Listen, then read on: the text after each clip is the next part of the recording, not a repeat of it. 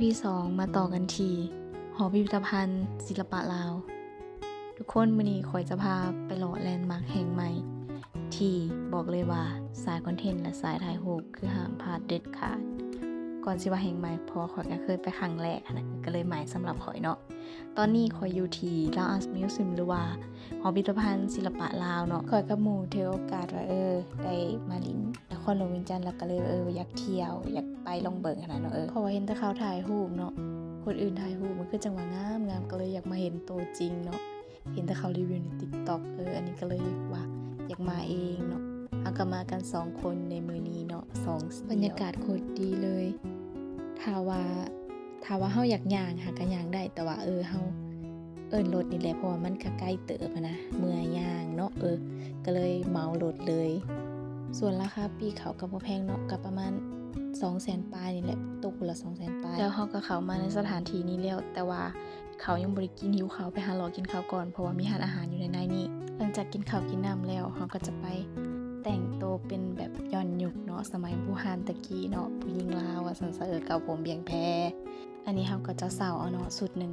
250,000 กีบอันนี้ก็เฉพาะมื้อที่ค่อยมาเนาะบ่ฮู้ว่ามื้อต่อมาราคาจะขึ้นหรือลงก็บ่จักดนได้มาเที่ยวเทื่อนึงเฮาก็เลย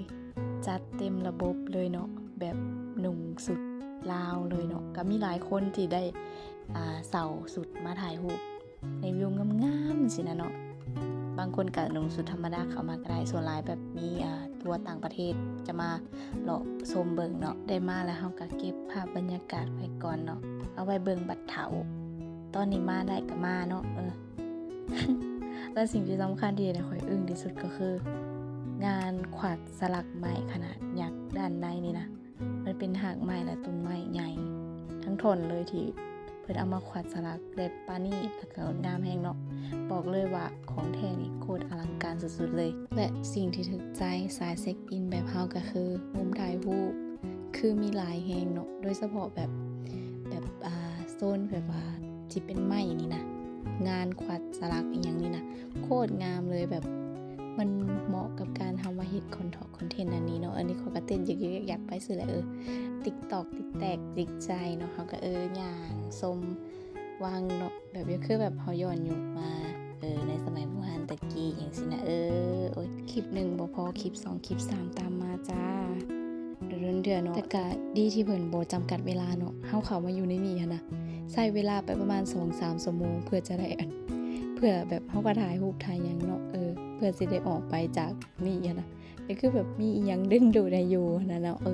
เฮาก็มักถ่ายรูปอยู่แล้วก็ได้หลายรูปหลายเติบอยู่เนาะจากที่สังเกตแล้วเนาะนอกจากงานใหม่แล้ว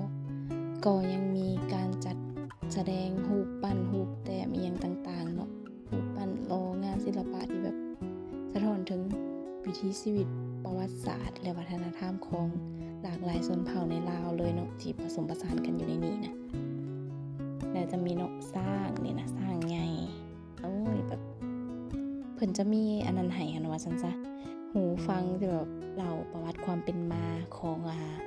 สถานที่แห่งนี้เนาะให้ฟังกันสำหรับไผที่ยังบ่ทันได้เคยไปเนาะไผที่กำลังหาบ่อนเที่ยวใหม่ๆที่แบบทั้งได้ชมศิลปะงามๆและได้รูปถ่ายลงโซเชียลแบบรัวๆเนาะแนะนำให้ตามรอยข่อยมาเลยเด้อหำฮ้องบ่ผิดหวังแน่นอนเป็นแม่กาลเกตย้อนยุคมาเลยจงเพลงซำนี้เนาะ